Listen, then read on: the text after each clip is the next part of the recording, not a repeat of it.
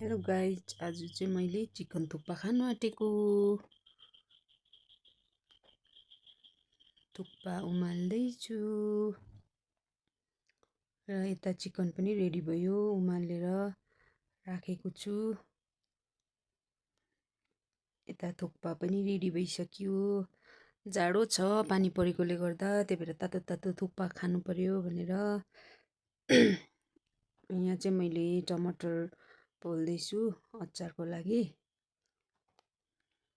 अनि यहाँ चाहिँ मेरो मासु फ्राई हुँदैछ। अघि उसिनेको थिएँ, सो त्यही मासु फ्राई हुँदैछ र यहाँ चाहिँ रेडी भइसक्यो। फ्राई गरेर पनि जाडो छ, यहाँ पानी परेको छ, त्यही भएर यता चाहिँ मैले प्याज काटेँ, अचार पनि बनाएँ, पिरो।